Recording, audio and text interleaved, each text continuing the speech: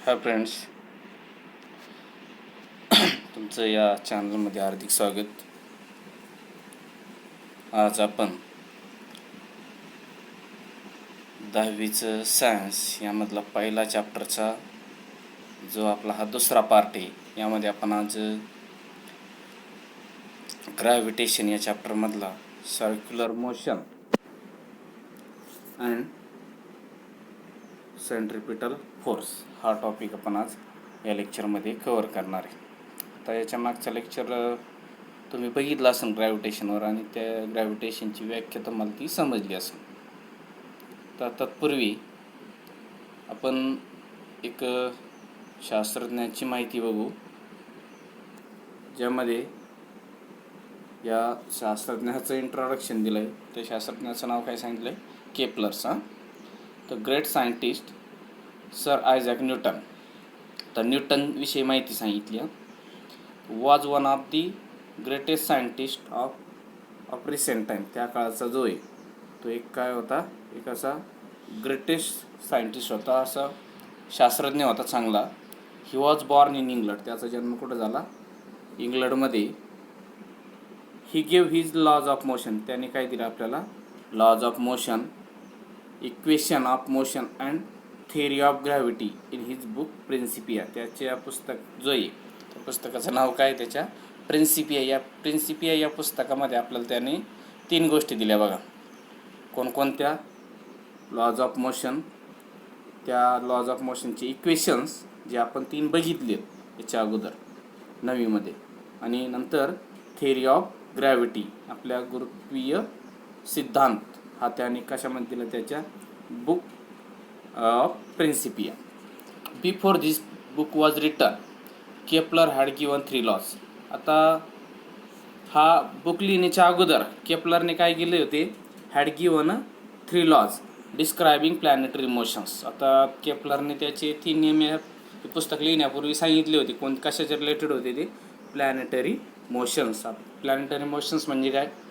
Planet, ग्रहांची गतीविषयी या Kepler या शास्त्रज्ञाने आपल्याला 3 नियम हे दिले होते. However the reason why planets move in the way describe by Kepler's law was not known. तोपर्यंत आपल्याला ते रिझन माहीत नव्हतं का हे प्लॅनेट जे हे विशिष्ट ऑर्बिटमध्ये का फिरतात, हे आपल्याला माहीत नव्हतं. Newton with this theory gravity mathematically derived Kepler's law. आणि मग त्याच्यानंतर ज्यावेळेस ह्या न्यूटनने ज्यावेळेस त्याचं प्रिन्सिपिया नावाचं पुस्तक लिहिलं, तर त्या प्रिन्सिपिया नावाचं पुस्तक लिहिल्यानंतर आपल्याला समजलं की हे जे केपलरने त्याचे नियम जे दिले होते, तर हे या न्यूटनने काय केले? याच्या थेअरीच्या माध्यमातून आपल्याला ते समजून त्याने सांगितलेले आहे. म्हणजेच केपलरने त्याचं आपल्याला एक्सप्लेनेशन व्यवस्थित असं दिलं नव्हतं, आपल्याला ते समजले नव्हते एवढे खास. परंतु या प्रिन्सिपियामध्ये, या पुस्तकामध्ये आपल्याला न्यूटनने ते या लॉच्या माध्यमातून आपल्याला ते समजले. आता in addition to this Newton did ground breaking work in several areas including light, heat, sound, mathematics. बघा किती मोठं काम केलं या न्यूटनने. त्याने नुसत्या लॉज ऑफ मोशनच दिले नाही, नुसतं ते पुस्तक लिहिलं नाही, तर त्याने बऱ्याचशा क्षेत्रामध्ये काम केलं आहे बघा. त्याचं वर्क्स इन सेव्हरल एरियाज, बऱ्याचशे सेव्हरल एरियाज म्हणजे काय? बरेचशी क्षेत्र. आता लाईट्स, कोणकोणते क्षेत्र सांगितले? पहिला लाईट, हीट, दुसरा साऊंड अँड मॅथमॅटिक्स. अशा 4 क्षेत्रामध्ये त्याने त्याचं योगदान दिलं आहे बघा. प्रकाशामध्ये, उष्णतेमध्ये, नंतर ध्वनीमध्ये, आणि त्याचे गणितीय ज्या क्रिया असतील गणितामध्ये त्याने पण हे योगदान दिलं. अशा पद्धतीने बऱ्याचशा जो क्षेत्र आहे यामध्ये या न्यूटनने त्याचं आपल्याला योगदान दिलेलं आहे. He invented a new branch of mathematics. अजून बघा त्याने काय केलं? एक नवीन ब्रँच मॅथमॅटिक्सची त्याने काय केली? इन्व्हेंट केली. This is called as the calculus. आणि यालाच काय म्हणून आपण ओळखतो आज? कॅल्क्युलस. जी ब्रँच आहे मॅथची, ही कोणी इन्व्हेंट केली आहे? या न्यूटनने.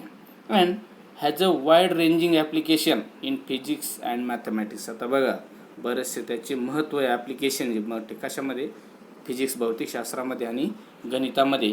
ही was the first scientist to construct reflecting telescope. आणि त्याचा जो पहिला शास्त्रज्ञ कशाचा? ही वॉज कन्स्ट्रक्ट त्याने बनवलं काय? Reflecting telescope. टेलिस्कोप म्हणजे आपल्याला माहिती आहे दुर्बीण. कोणती दुर्बीण बनवली त्याने?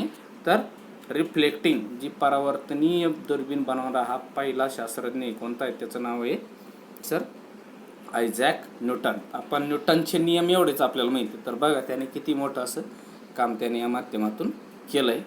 तर आता बघा circular motion and centripetal force. आता हे 2 टॉपिक आपल्याला यामध्ये कव्हर करायचे. आता सर्क्युलर मोशन म्हणजे काय, गोलीय गती, आणि सेंट्रिपिटल फोर्स, सेंटर म्हणजे काय, केंद्रकीय बल. आता 2 असतात बघा केंद्रकाच्या रिलेटेड बल 2. एक पहिला सेंट्रिपिटल फोर्स आणि दुसरा असतो सेंट्रिफ्युगल फोर्स. ते एक कन्सेप्ट आता आपल्याला बघायचे. त्याच्या अगोदर आता सर्क्युलर मोशन म्हणजे काय ते बघायचं. आता बघा इथं जर तुम्ही बघितलं तर एक ही जी व्यक्ती आहे ही काय करते, हातात तिने दोरा घेतला आणि त्या दोऱ्याच्या एका टोकाला दगड बांधलाय आणि तो काय करते, ती गोलाकार असं फिरवते वर. नंतर हा व्यक्ती पण तसंच करतो. ही आपल्याला ती रचना दाखवली. कसं आहे तर बघा ह्या 2 आकृत्या ज्या आहेत यावरून आपल्याला काय समजेल, आता सर्क्युलर मोशन आपल्याला समजेल. आता सर्कल मोशन आहे त्या दगडाचं, त्या दोरीला बांधलेलं, परंतु कोणत्या याच्यात आहे, इन टू दी सर्कल, गोलाकार असं काय होतंय, तो फिरतोय. आणि त्या फोर्स कसा आहे, फोर्स त्या मुलींच्या हातामध्ये ती दोरी त्या मुलीने तो ओढून ठेवलेला आहे आणि तो जो बल आहे तो लावला, यालाच काय म्हणतो आपण, सेंट्रिपिटल फोर्स. आता ती बघू, tie a stone to end of the string. आता ॲक्टिव्हिटी करायची सांगितली का, एक दगड बांधा, टाय अ स्टोन, कशाला बांधायचं आहे, to one end of the string, दोऱ्याच्या एका टोक्याला काय करायचं आहे, ती बांधायचं आहे. आता बांधल्यानंतर काय होईल, so that the stone move take other end in your hand, आणि दुसरं जे टोक आहे त्या दोऱ्याचं ते आपल्या हातात धरायचं आहे. Then so that the stone moves along a circle as shown in figure 1.2a. आता फिगर दाखवली 1.2a. Are you applying any force on the stone, आणि मग इथं कोणता फोर्स अप्लाय झालेला आहे तर आपल्या हाताने. In which direction is the force acting, आणि त्याची डायरेक्शन कोणती असेल. Have will you stop this force from acting. आता या कृतीमध्ये आपण हा फोर्स कसा स्टॉप करू शकतो. What will be the effect on the stone, आणि त्या दगडावर त्याचा काय परिणाम होईल. तर as long as we are holding the string we are pulling the stone towards. आता आपण काय करतो इथं, या व्यक्तीच्या ऐवजी आपण असं समजा, मग we are pulling the stone towards, आपण काय करतोय, त्या दगडाला आपल्याकडं असं ओढून धरलंय बघा आपण, toward the us, that is toward the centre of the circle and are applying a force towards it. आणि काय म्हटलं अजून, toward the centre of the circle, म्हणजेच आपला हात कुठं आहे, toward the centre of the circle, त्या सर्कल जो तयार झाला आहे तिथं त्याच्या सेंटरला आहे, आणि आपण काय करतो, त्या दगडाला खेचून धरला आहे. And are applying a force towards it, आणि त्या बाजूनेच आपण काय केलं आहे, तो बल लावलं आहे. The force stop acting if we release the string.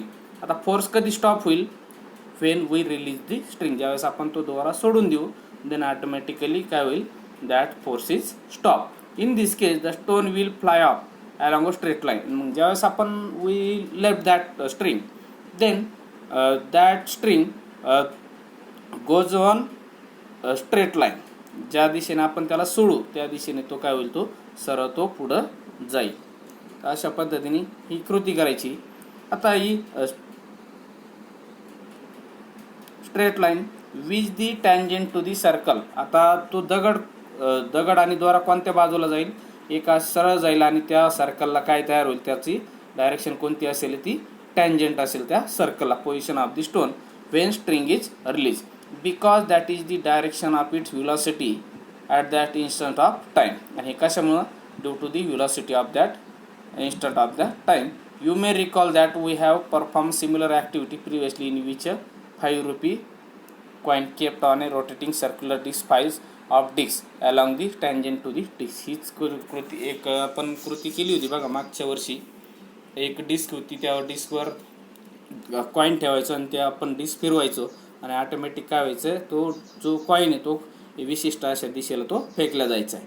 मग आता a force acts on any object moving along a circle and is directed toward the center of the circle. This is called as the centripetal force. बघा ही व्याख्या आपल्याला लिहून घ्यायची. आता कुठून इथपर्यंत, इथून आणि इथपर्यंत, तर यालाच काय म्हणायचं आहे, सेंट्रिपिटल फोर्स. आता कोणत्या फोर्सला सेंट्रिपिटल फोर्स म्हणायचं बघा, तर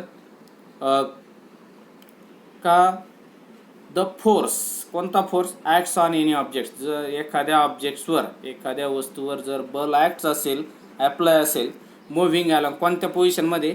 मुव्हिंग अलॉंग अ सर्कल.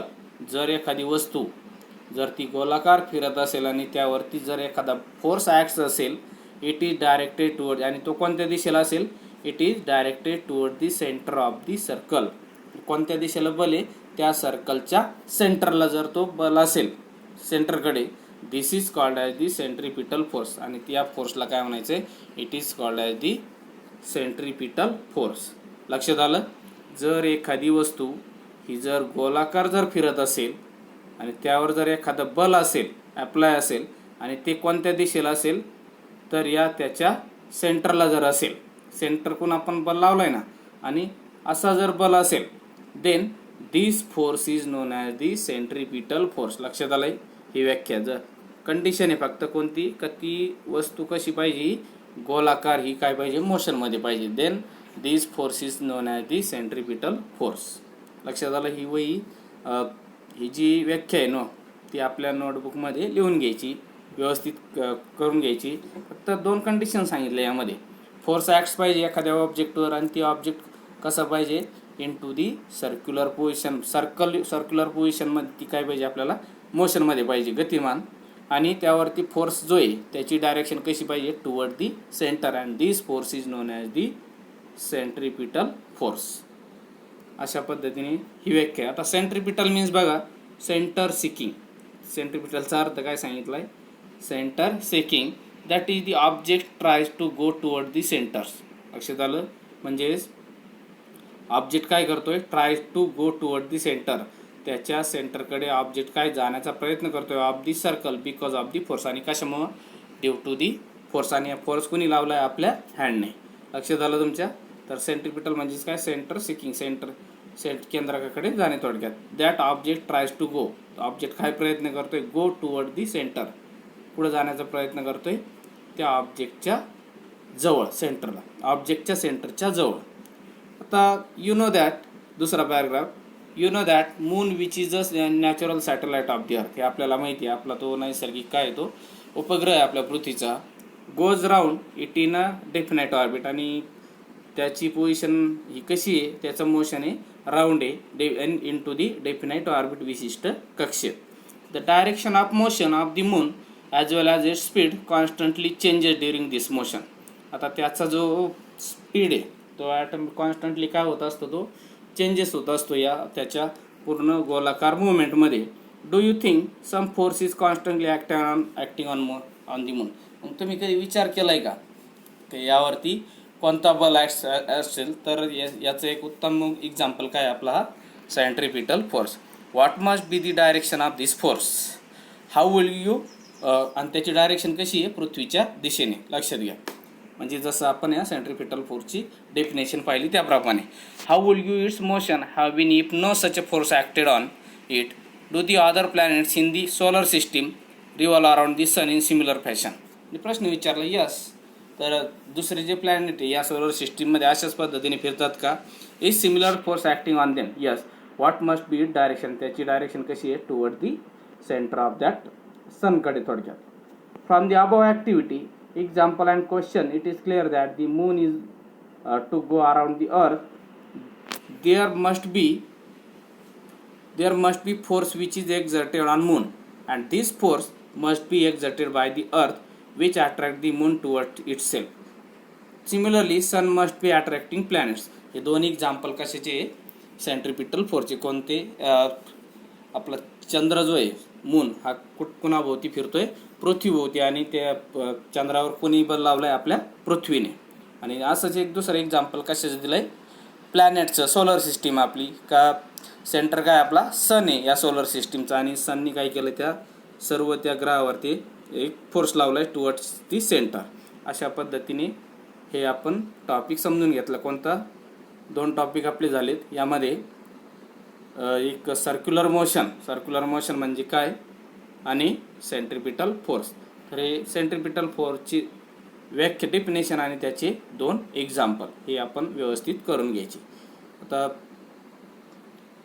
वेळ भरपूर झाली. व्हिडिओ जर मोठा झाला तर तो अपलोडिंगसाठी अडचण होते. तर आपण राहिलेला जो टॉपिक आहे केप्लर्स लॉ हे आपण पुढच्या लेक्चरमध्ये घेऊ. धन्यवाद. आणि हा जर तुम्हाला शिकवलेलं जर समजत असेल तरच व्हिडिओला लाईक करा. जर समजत नसेल तर तुम्ही याला परत बघून ते समजून घेऊ शकता. धन्यवाद.